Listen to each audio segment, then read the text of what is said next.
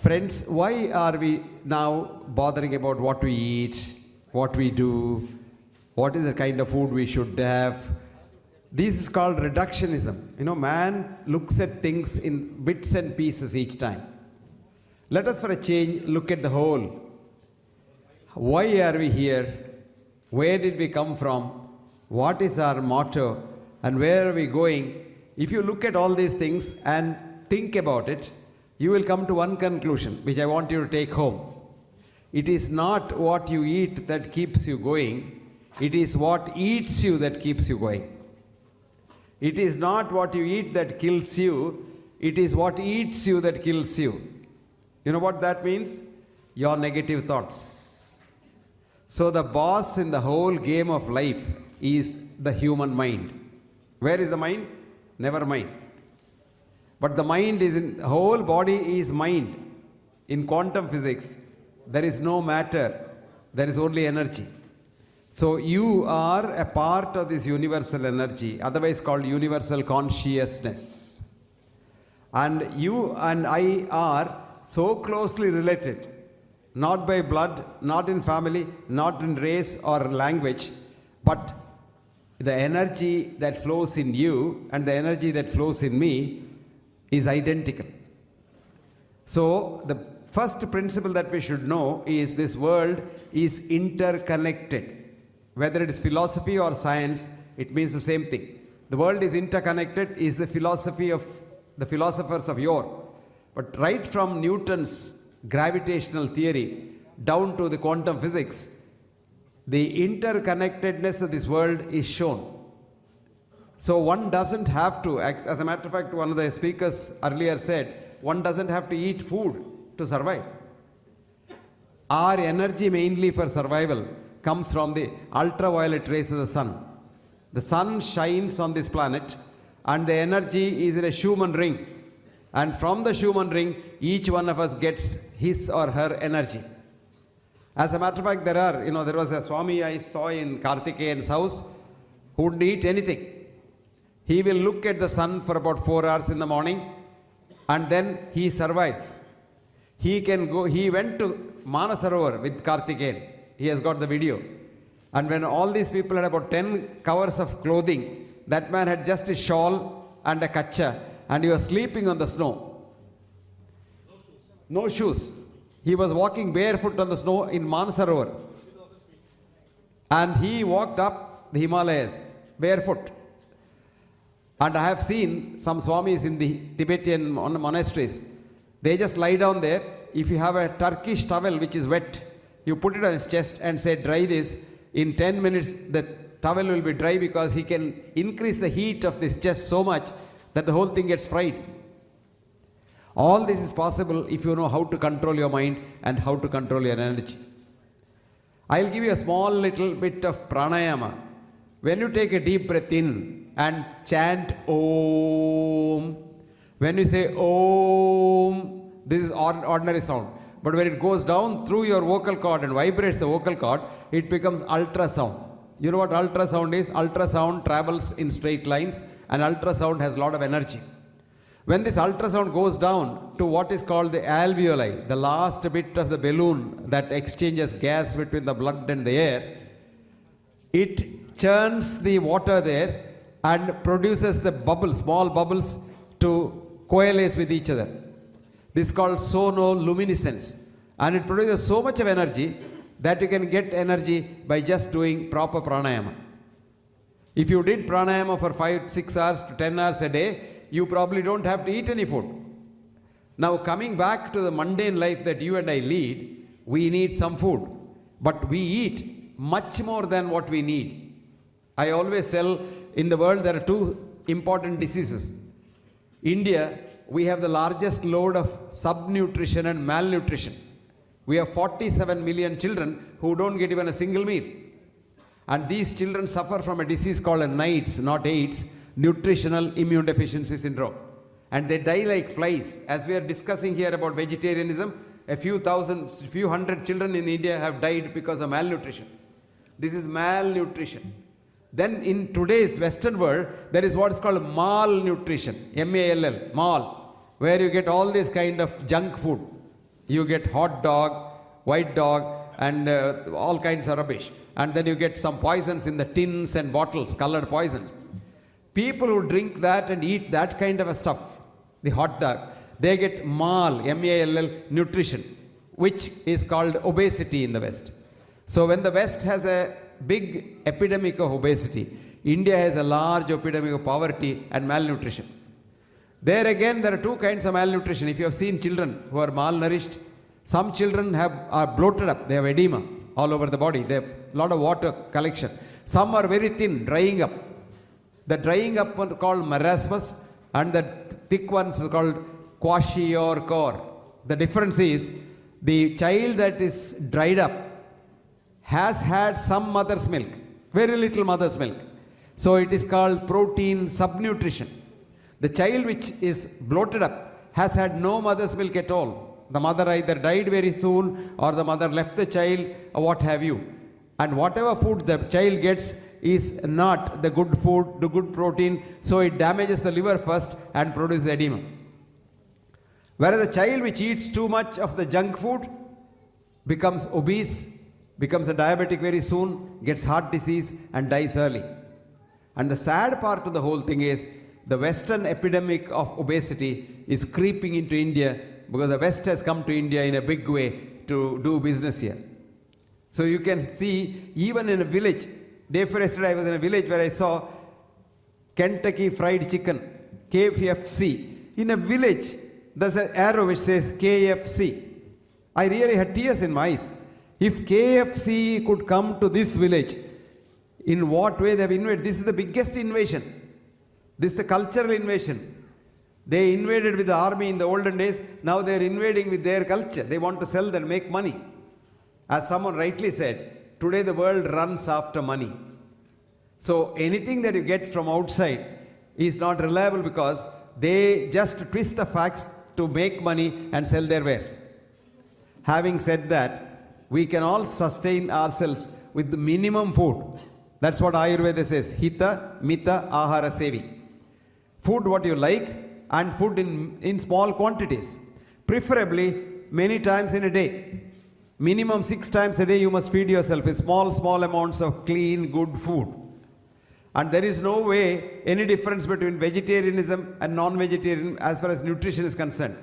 If any one of you here doubts that vegetarians do not get enough strength, because a lot of youngsters are told this by the Western media, that if you don't eat meat, you can't really grow up and you can't be strong. I tell them, please come and see our temple elephants, which are pure vegetarians. If any one of those people can fight with the elephant and then win the war, I think I will become a non-vegetarian myself. Please remember that even non-vegetarians, even people who eat meat, ultimately get their protein from vegetables only. And if you don't eat much food, you will be healthier. There was a professor of biochemistry in Yale University about 20 years ago. And one of the British prime ministers of yore, who was a champion in writing on anything, had written a book called, If You Chew Every Morsel of Your Food 20 times, you will be very healthy. So there were a few group of fanatic students in the Yale University dormitory who were chewing their food 20 times, every morsel. If you chewed food every morsel 20 times, you hardly end up eating about 10 to 15 grams of protein a day. Because it takes so much time. They couldn't go to class. They had to sit there and chew and chew and chew. And he kept a watch on their health as they went through the medical school for 4 years. And the conventional eating students, at the end of 4 years, he found that these chewing students who ate very little food were much healthier, happier, and tranquil compared to the students who ate the conventional food. So the inference is, we require very little food, and all the food that you need, you get from vegetables. There are more than about 4,000 scientific papers to say that cooked meat is one of the important causes of cancer. But would you believe all these 4,000 papers are hushed up by the industry? The meat industry is so powerful that the whole thing is hushed up. You can eat meat and survive, but that meat should not be cooked. We learn our science from nature, which is called biomimicry, a new science called biomimicry. Look at all the meat-eating animals. They eat raw meat. They don't eat cooked meat. There are two meat-eating animals which we have domesticated, cat and dog. Now, a dog or cat in the forest lives for 40 to 50 years. A cat or dog in your house, where you give it cooked meat and cooked milk, and that lives only for 15 years to 20 years. It has halved its lifespan. So, if any one of you want to be a non-vegetarian, you must eat uncooked meat in its raw state. Now, look at human physiology. We were arboreous, hunter-gatherers, sleeping on the forest and sleeping on the branches or trees when we were hunter-gatherers. And we could eat only what was available there, fruits and probably some vegetables. Now, very interestingly, this was the era when we were very, very healthy. Some records show that we had no illness at all. All that the causes of death were two: A, old age; B, predation. No illness. All the illnesses started in the 10,000 years when we sort of started living in communities and trying to eat not just non-vegetarian stuff, trying to eat each other. That means hating one another. Today our biggest enemy is hatred. Recently, one of my articles was published in the British Medical Journal where I said, the cause of killer diseases is your mind. The silent killer in your body is not hypertension or diabetes or cancer, but your own mind. And if this mind is poisoned and it hates someone, your own body gets the damage and not the one who you hate. Let me tell you how it happens. If I can take a photograph of yours with a biophoton camera, I can see every cell of your body, every atom of your body emitting a photon light. And when I look at that, they are so happy, dancing. If all the cells, you have about 120 trillion cells in your body. Each one of these cells loves the other cell. That apart, it loves the cells of others. My cells love Karthikeyan cells as much they love my cells. Now imagine for a minute that I hate Karthikeyan. I want to damage Karthikeyan. I want to pull the carpet under his feet, and I want to get his chair and become the director of the CBI, Central Bureau of Investigation or whatever. Now what happens? My cells get so confused. My cells say, why is this fellow doing this? Karthikeyan is a part of me. Karthikeyan is like a hand or my head or my leg. So why am I harming him? So a time comes after some time, your own cells start hating your own cells. And that is what we doctors call as autoimmune disease. And you would be surprised. I just had this afternoon a SMS from a doctor in Calcutta. She is a very highly qualified doctor, Refa CP. She so beautifully wrote, Professor Hegde, thank you for your article on the mind in the Royal College Journal. And I have started using that on my patients with autoimmune disease, and my patients with cirrhosis liver are doing very well. Fascinating. This only goes to show that if we start loving one another, vegetarianism, non-vegetarianism and things like that pale into insignificance. Ultimately what is needed is love, universal compassion, and that is what exactly is what is called good health. I'll give you the definition of good health. Good health is not absence of disease, because the definition of disease, every one of us has a disease, forget about it, but it doesn't kill you. We doctors connect disease with death so that they frighten you because we want more patients. I'll give you one example how we fool you. We tell you, if you're a diabetic, even if you're a South Indian eating rice, we tell you, you must start from tomorrow eating chapati. Now this creates a lot of problems in the house. The wife who doesn't know how to make chapati, she struggles to make chapati, she can't do it, and she does something which she doesn't like to do. This is very bad. Doing something which you hate kills you. Now the wife, she has to do it because she thinks the doctor has said the husband will live longer if he eats wheat. Now I'll tell you the truth. Wheat contains wheat gluten, and wheat gluten is a direct damage to the pancreas. So wheat goes directly to your beta cells in the pancreas and keeps you a diabetic permanently. That is only disease mongering. I want my business. If every diabetic gets better and if there is no diabetes at all, what does the diabetic specialist do? Did you get the message? So friends, don't believe anybody but believe yourself. This is the most important thing. So health is enthusiasm to work. Get up in the morning and ask yourself, do I have to go to work today? And if you are enthusiastic, you say, I am healthy. 2, enthusiasm to be compassionate. Ask yourself, do I want to help somebody today? Because what does the Sanatana Dharma say? Paropakarartham idam shariram. You are made for the benefit of others. Remember that? You are here for others' sake. And if you did that, you are absolutely healthy. That's what Ayurveda says. What does it say? Samadatuhu samagnischa samadoshaha malakriyaha prasannatma indriyamana swasthaitya videte. You get up in the morning, you sleep well, you eat well, you piss well, you shit well, you love well, and you don't hate nobody, you can't get any disease. How do you get disease? Krodha. You know what krodha is? Anger. Anger. Anger and danger are just one letter apart. D, you add D to anger, it becomes danger. And anger is an emotion which kills you. One of the very important causes of stroke is anger, sudden bout of anger. Krodha, shoka, depression, frustration. Bhaya, extreme fear. Ayasa, exhaustion. Viruddhanna bhojana, here comes the most important part. The wrong type of food at the wrong time. Viruddhanna bhojana. Taponalan. Taponalan is not doing anything, sedentary life. Just lying down, doing nothing, lazying around. Sitting in the chair for hours together shortens your lifespan. Instead of sitting, you stand, you cut your lifespan. If you walk, you lengthen your lifespan. When you're talking, I rarely talk like this, standing in a place, because this is only one mic. Supposing I have a collar mic, I keep walking. When I walk, I circulate my blood better.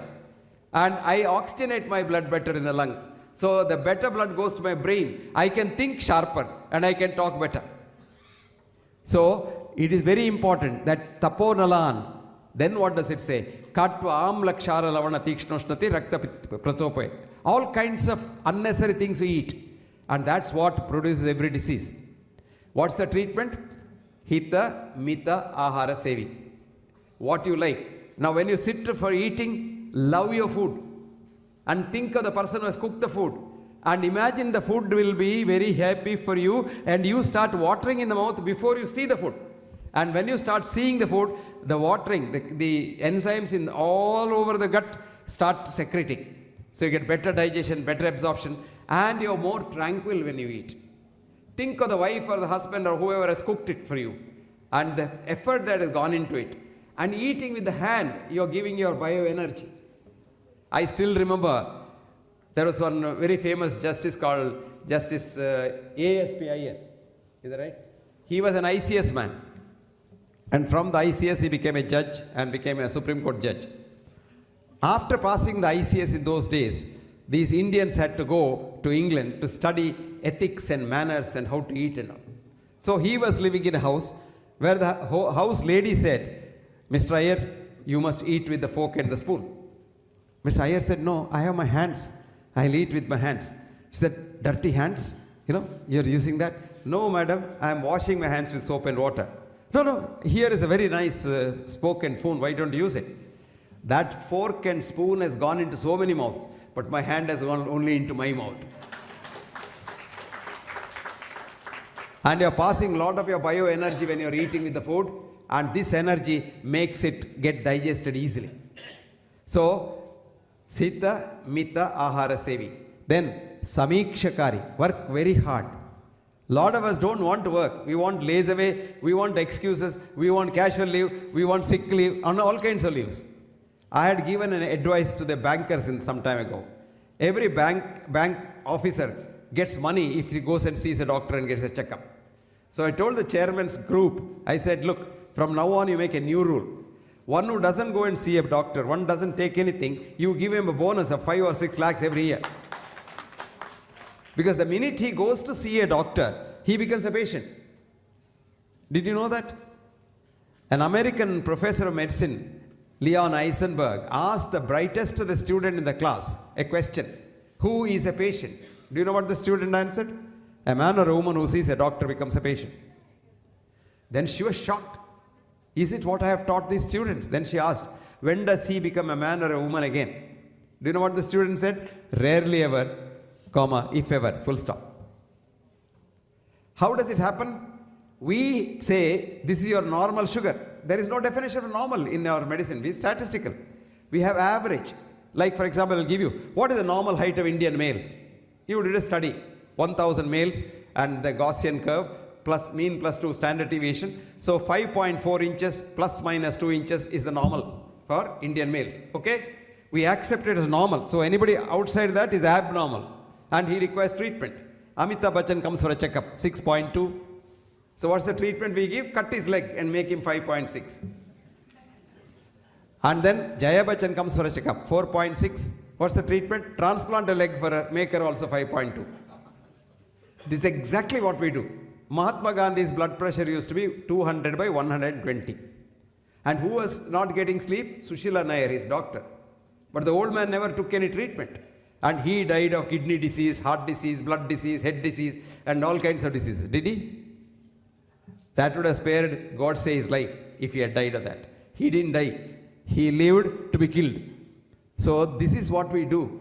That is what is called average becomes a normal.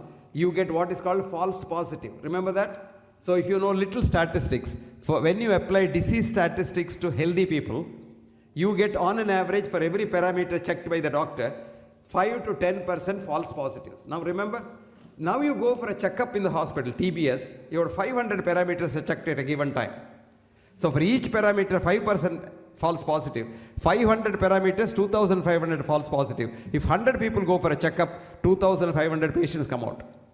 That is why they make you run on a heart day, they make you run on a healthy day, Bupa walk, etc., etc. Because you make people who have not walked at all, make them walk 5 miles in the first day. Their knee joint is going to get damaged and they get pain and they come to the hospital. So one bakrak has come. Now when they walk and somebody sees him walking with a little gasp, you better get a checkup, your heart may not be very good. So he comes there, he gets a block and he becomes an angioplasty candidate. So you think they do this walking only for your good? No, for their good. This is called disease mongering. In the good old days when this blood pressure first became a disease, do you know how? In Germany, some company made a chemical which lowered blood pressure. So how to sell it?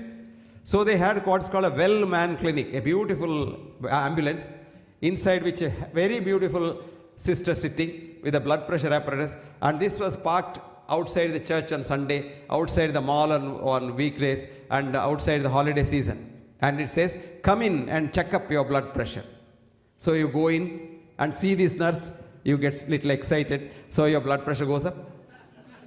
No, I'm not joking, I'm seriously telling you, I'm making it little light-hearted, that's all. Because even if somebody touches you, it's called the alarm reaction, your blood pressure goes up. So when you look at this nurse, and then she ties that puch thing on your hand, and then chuk, and she says, oh, your blood pressure, then finished. Then your permanently blood pressure, because the doctor says, you start taking tablet today. And next day if you go and the blood pressure is normal, they say, that's because of the tablet. If you leave it, it will again go up and hit the roof. Nothing of the sort happens. But once labeled, this is called labeling. You are permanently labeled.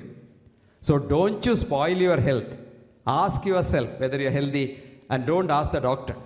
If you can work hard, and if you can love others, compassionate, you are fine. Now why are we getting these diseases like blood pressure, cholesterol, so-called sugar and all? It is because when we were hunter-gatherers in the forest, predation was a cause of death. So God in His wisdom gave us a special system called the autonomic nervous system. So if you saw a tiger in the forest, you had to run away from the tiger. If you don't run away, the tiger will definitely kill you. If you run away, there is a chance that you may not be killed. So you run. For running, you require energy. Today, P.T. Usha can drink glucoside to run. With the forest, you don't get glucoside. So God said, okay, I will prepare good glucoside. God made the sympathetic system secrete a hormone called adrenaline. And this adrenaline goes to the liver. In the liver, God has kept a lot of gunny bags of sugar as glycogen. So it goes into the liver, releases the sugar from the liver, which is called neoglucogenesis. Actually, Aurobindo so beautifully said, Galen and Hippocrates gave us some hocus pocus in Latin and made us get frightened. So anyway, neoglucogenesis, you get sugar. So you start running, you get energy. Then to run, your blood pressure must go up, so your blood pressure goes up. To run, your heart rate must go up, it goes up, all because of adrenaline. Now when you run away from the tiger, all these things come down. Sugar comes down, blood pressure comes down, heart rate comes down. Today we have transplanted ourselves from that forest into the society, so-called society, civilized society. Civilized society, in my concept, is making man go more towards animal instincts. That's the part. Yes, it's over, ma. Time over. Time over. Thank you very much. But if you want me to complete this whole story quickly, 2 minutes, 1 minute, yes. Now what happens? Today everybody in society has become a tiger. Your boss is a tiger. Your assistant is a tiger. Your wife can be a tiger. Your husband can be a tiger. So you keep seeing these tigers every minute and every day, and your blood pressure goes up, your sugar goes up, your goes up. Now there is no time to run because you can't run away from these tigers. So you have to be there and suffer that. So this permanently remains high, and you die not because of any other cause, you die because of your mind. Your mind gets frightened. So friends, be tranquil, you will live as long as you live. I'll close it with an Irish couplet which says, I eat whenever I'm hungry. This is what you should follow. Never eat when you're not hungry. I drink when I'm thirsty. If heavens don't fall down, I'll certainly live till I die. Thank you.